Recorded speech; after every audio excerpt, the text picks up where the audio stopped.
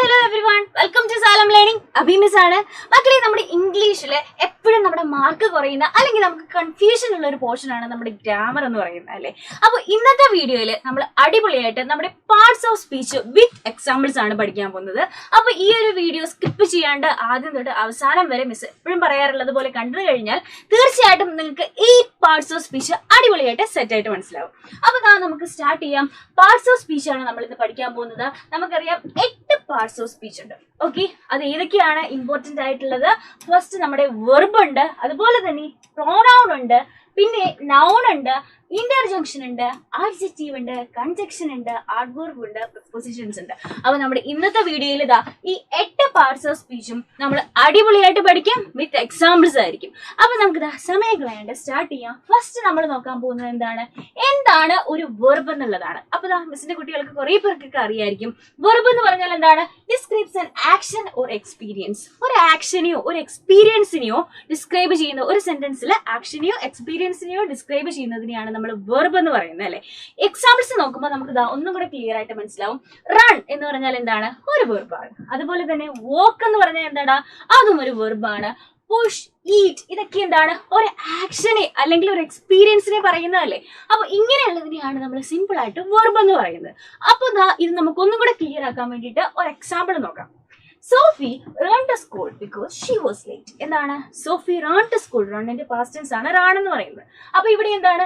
സോഫി സ്കൂളിൽ ലേറ്റ് ആയതുകൊണ്ട് സ്കൂളിലേക്ക് ഓടി അല്ലെ. ഇതൊരു ആക്ഷനെ കാണിക്കുന്നതല്ലേ. അപ്പൊ ഇവിടെ വെർബ് എന്ന് പറയുന്നത് എന്താണ്? റൺ ആണ് അല്ലെ. അടുത്ത് നോക്കിക്കേ. John loves to bake cookies. John loves to bake cookies. ഇവിടെ കുക്കീസ് ബേക്ക് ചെയ്യാൻ ജോണിന് ഇഷ്ടമാണ്. അപ്പൊ ഇതെന്താണ്? ഇതൊരു ആക്ഷൻ ആണ്. അപ്പൊ ഇതുപോലെയുള്ള ആക്ഷനെയോ എക്സ്പീരിയൻസിനെയോ ഡിസ്ക്രൈബ് ചെയ്യുന്നതിനെയാണ് നമ്മൾ സിമ്പിൾ ആയിട്ട് വെർബ് എന്ന് പറയുന്നത്. അപ്പൊ വിത്ത് എക്സാമ്പിൾസ് നമ്മൾ പഠിച്ചു എന്താണ് വെർബ് എന്നുള്ളത്. ഇനി നമ്മൾ ഓർത്തിരിക്കും. സോ ഇനി നമുക്ക് നെക്സ്റ്റ് വൺ, നമ്മുടെ സെക്കൻഡ് വൺ നോക്കാം. എന്താണ് നൗൺ? എന്താണെന്നോ? നൗൺ എന്താണെന്നാണ് നമ്മൾ ഇനി നോക്കാൻ പോകുന്നത്. Names A person, place, things or ideas. ഒരാളുടെ പേരോ ഒരു സ്ഥലത്തിന്റെ പേരോ ഒരു സാധനത്തിന്റെ പേരോ ഐഡിയാസോ ഇതിനൊക്കെയാണ് നമ്മൾ എന്ത് പറയുന്നത്? നൗൺ എന്ന് സിമ്പിൾ ആയിട്ട് പറയുന്നത് അല്ലെ. എക്സാമ്പിൾസ് നോക്കിക്കേ. ഹൗസ് എന്ന് പറയുന്നു, ടീച്ചർ അല്ലെങ്കിൽ കപ്പ്, ഷോപ്പ്, ഇതൊക്കെ എന്താണ്? ഇതൊക്കെ നൗൺസിന് എക്സാമ്പിൾ ആണ് അല്ലെ. നമുക്ക് ഒരു എക്സാമ്പിളും കൂടെ നോക്കാം. My teacher is a very nice person. My teacher is a very nice person. ഇവിടെ ടീച്ചർ എന്ന് പറയുന്നത് എന്താണ്? ഒരാളുടെ പേരാണ് അല്ലെ. നമ്മൾ ഒരാളെ ഒരു സ്ഥലത്തിനെ ഒക്കെ എക്സ്പ്ലെയിൻ ചെയ്യുന്നതിനെയാണ് നമ്മൾ നൗൺ എന്ന് പറയുന്നത്. അപ്പൊ ഇവിടെ ടീച്ചർ എന്നുള്ളത് എന്താണ്? യെസ്, നൗൺ എക്സാമ്പിൾ ആണ്. അപ്പൊ എന്താണ് നൗൺ എന്നുള്ളതും നമ്മൾ ഇപ്പൊ സെറ്റ് ആക്കി. ഈ സമയം കളയാണ്ട് നമുക്ക് അടുത്തത് നോക്കാം. എന്താണ് അഡ്ജക്റ്റീവ്? അഡ്ജക്റ്റീവ് എന്ന് പറഞ്ഞാൽ എന്താണ്? Describes A noun or pronoun. ഒരു നൗണിനെയോ പ്രോനൗണിനെ ഡിസ്ക്രൈബ് ചെയ്ത് നമ്മൾ പറയുന്ന വേർഡ്സിനെയാണ് നമ്മൾ അഡ്ജക്റ്റീവ്. ഓക്കെ, അതിനെ ഡിസ്ക്രൈബ് ചെയ്ത് അതിനോട് ആഡ് ചെയ്ത് പറയുന്നതിനെയാണ് നമ്മൾ അഡ്ജക്റ്റീവ് എന്ന് പറയുന്നത്. അപ്പൊ എക്സാമ്പിൾസ് ഏതൊക്കെയാണ്? ഷോർട്ട് എന്ന് പറയുന്നത് എന്തിനെങ്കിലും ഡിസ്ക്രൈബ് ചെയ്ത് പറയുന്നതായിരിക്കും അല്ലെ. അപ്പൊ അത് അഡ്ജക്റ്റീവ് ആണ്. Beautiful, she has A beautiful ice. അപ്പം ഐസിനെ നമ്മൾ ഡിസ്ക്രൈബ് ചെയ്ത് പറയുകയാണ് ബ്യൂട്ടിഫുൾ എന്നുള്ളത്. അപ്പൊ അതെന്താണ്? അതൊരു അഡ്ജക്റ്റീവ് ആണ്. റെഡ്, ഓൾഡ്, ഇതൊക്കെ അഡ്ജക്റ്റീവിന് എക്സാമ്പിൾ ആണ്. നമുക്ക് ഒരു എക്സാമ്പിളും കൂടെ നോക്കുമ്പോൾ മനസ്സിലാവും. Amal has a huge house with 6 bedroom. വലിയ വീടാണ് അമലിനുള്ളത്, 6 bedrooms ഉണ്ടെന്ന് പറയുന്നുണ്ട് അല്ലെ. അപ്പൊ ഇവിടെ ഹൗസ് എന്നുള്ളതിനെ നമ്മൾ എന്ത് ചെയ്തു? ഡിസ്ക്രൈബ് ചെയ്ത ഹ്യൂജ് ഹൗസ് എന്ന് പറഞ്ഞു. അപ്പൊ ഇതെന്താണ്? ഇത് നമ്മുടെ അഡ്ജക്റ്റീവിന് എക്സാമ്പിൾ ആണ്. ഓക്കെ, സെറ്റ് അല്ലേ? ക്ലിയർ ആണല്ലോ. സോ നമുക്കിനി നെക്സ്റ്റ് വൺ നോക്കാം. ആഡ്വർബ് എന്താണ് എന്നാണ് നമ്മൾ ഇനി നോക്കാൻ പോകുന്നത് അല്ലെ. Describes A verb. ഒരു വെർബിനെയോ അഡ്ജക്റ്റീവിനെയോ ഒക്കെ ഡിസ്ക്രൈബ് ചെയ്യുന്നതിനെയാണ് നമ്മൾ എന്ത് പറയുന്നത്? ആഡ്വർബ് എന്ന് പറയുന്നത്. എക്സാമ്പിൾ നോക്കിക്കേ. സ്ലോലി അല്ലെങ്കിൽ യെസ്റ്റർഡേ അല്ലെങ്കിൽ ഓൾവേസ്, ഇതൊക്കെ എന്താണ്?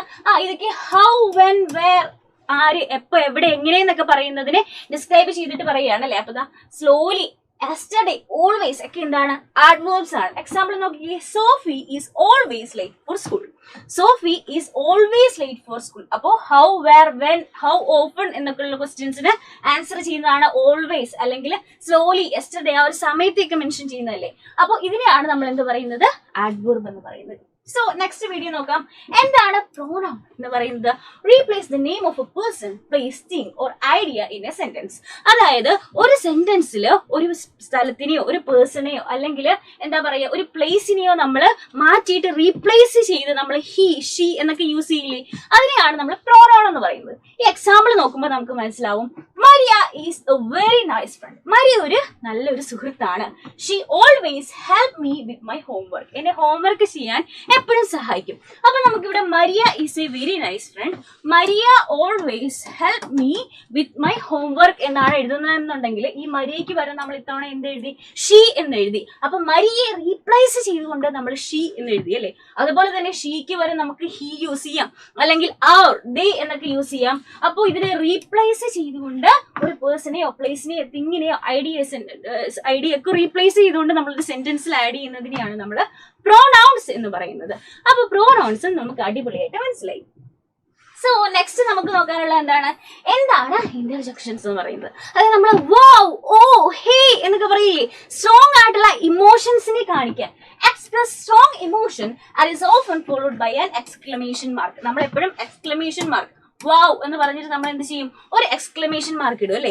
ഹേ എന്നൊക്കെ പറഞ്ഞിട്ട് നമ്മൾ എക്സ്ക്ലമേഷൻ മാർക്ക് ഇല്ലേ, നമ്മുടെ സ്ട്രോങ് ആയിട്ടുള്ള ഇമോഷൻസിനെ കാണിക്കാൻ യൂസ് ചെയ്യുന്നതാണ് നമ്മുടെ interjection. Hey, I haven't seen you in a long time. എന്താണ്, നമ്മൾ കുറേ നാളായില്ലേ കണ്ടിട്ട്. ആ ഒരു സ്ട്രോങ് ഇമോഷൻസിനെ എക്സ്പ്രസ് ചെയ്യാൻ ഇവിടെ നമ്മൾ എക്സ്ക്ലമേഷൻ മാർക്ക് ഇട്ടു. അപ്പൊ ഇതിനെയാണ് നമ്മൾ എന്ത് പറയുന്നത്? ഇന്റർജങ്ഷൻസ് എന്ന് പറയുന്നത്. നെക്സ്റ്റ് വൺ ആണ് നമ്മുടെ കൺജങ്ഷൻ. കൺജങ്ഷൻസ് എന്ന് പറഞ്ഞാൽ വേർഡ്സിനെ കണക്ട് ചെയ്ത് നമ്മൾ ആൻഡോ, ബട്ടോ, ഓൾദോ, ഓറൊക്കെ യൂസ് ചെയ്തിട്ട് നമ്മൾ എന്ത് ചെയ്യാണ്? നമ്മൾ വേർഡ്സിനെ കണക്ട് ചെയ്യാണ്. അതായത് ഇവിടെ നോക്കി, I like to watch the television. അതൊരു സെന്റൻസ് ആണ് അല്ലെ. എനിക്ക് ടെലിവിഷൻ കാണാൻ ഇഷ്ടമാണ്. അത് മാത്രമല്ല, I like to eat popcorn. എനിക്ക് പോപ്കോൺ തിന്നാൻ ഇഷ്ടമാണ്. ഈ രണ്ട് സെന്റൻസിനെയും നമ്മൾ എന്ത് ചെയ്തു? കണക്ട് ചെയ്ത് ആൻഡ് എന്ന് പറയുന്ന നമ്മുടെ കൺജക്ഷൻ യൂസ് ചെയ്തു. I like to watch the television and eat popcorn എന്നാക്കി. അപ്പൊ ഇതിനെ കണക്ട് ചെയ്തുകൊണ്ട് നമുക്ക് ആൻഡ് യൂസ് ചെയ്യാം. അതുപോലെ നമുക്ക് ബട്ടും ഓൾദോയും ഓറും ഒക്കെ വേറെ സിറ്റുവേഷൻസിൽ യൂസ് ചെയ്യാം. ഇങ്ങനെ കണക്ട് ചെയ്ത് യൂസ് ചെയ്യുന്ന വേർഡ്സിനെയാണ് നമ്മൾ കൺജങ്ഷൻ എന്ന് പറയുന്നത്. അപ്പൊ സിമ്പിൾ ആയിട്ട് നമ്മൾ അതും പഠിച്ചു. ഇനി നെക്സ്റ്റ് വൺ ഏതാണ്? പ്രിപ്പോസിഷൻ ആണ്. പ്രിപ്പോസിഷൻ എന്ന് പറഞ്ഞാൽ എന്താണ്? Describes the place, time or direction. പ്ലേസോ സമയമോ ഡയറക്ഷനോ ഒക്കെ ഡിസ്ക്രൈബ് ചെയ്ത് നമ്മൾ യൂസ് ചെയ്യുന്നതിനെയാണ് നമ്മൾ പ്രിപ്പോസിഷൻ എന്ന് പറയുന്നത്. നോക്കിക്കേ, it is used before a noun or pronoun. നൗണിനും പ്രോനൗണിനെയും മുമ്പാണ് നമ്മൾ ഇത് യൂസ് ചെയ്യുന്നത്. അതായത് അണ്ടർ, എബോവ്, ഇൻ, ഡ്യൂറിംഗ് എന്നൊക്കെ പറയുന്നത് എന്താണ്? പ്രിപ്പോസിഷൻസ് ആണ് അല്ലെ. ഒരു എക്സാമ്പിൾ നോക്കാം. The cat jumped over the box. Cat jumped over the box. ബോക്സിന് മേളിൽ കൂടെ ക്യാറ്റ് ജമ്പ് ചെയ്തു. അപ്പൊ ഇവിടെ ഓവർ എന്ന് പറയുന്നത് എന്താണ്? പ്രിപ്പോസിഷൻ ആണ്. അപ്പൊ പ്രിപ്പോസിഷൻസിന് എക്സാമ്പിളും എന്തൊക്കെയാണ് എന്ന് നമ്മൾ മനസ്സിലായി. ഇനി അപ്പൊ നമ്മൾ 8 പാർട്സ് ഓഫ് സ്പീച്ചും അടിപൊളിയായിട്ട് വിത്ത് എക്സാമ്പിൾസ് പഠിച്ചല്ലേ. അപ്പൊ നിങ്ങൾ എന്താ ചെയ്യേണ്ടത്? ഓരോ പ്രിപ്പോസിഷൻസും നമ്മൾ പഠിച്ചത് വെച്ചിട്ട് ഓരോ സെന്റൻസ് നിങ്ങൾ ഉണ്ടാക്കുക. അങ്ങനെ ഒരു പാരഗ്രാഫ് റൈറ്റ് ചെയ്തിട്ട് നമ്മുടെ 8 പാർട്സ് ഓഫ് സ്പീച്ച് വെച്ചിട്ട് ഒരു പാരഗ്രാഫ് റൈറ്റ് ചെയ്തിട്ട് നിങ്ങൾ എന്ത് ചെയ്യുക? താഴെ നമ്മുടെ കമന്റ് ബോക്സിൽ അത് കമന്റ് ആയിട്ട് ഇടുക. അപ്പൊ ഇതുപോലെയുള്ള യൂസ്ഫുൾ വീഡിയോസ് ആയിട്ട് നമുക്ക് ഇനിയും കാണാം. അതുവരെ Tata, bye bye, take care.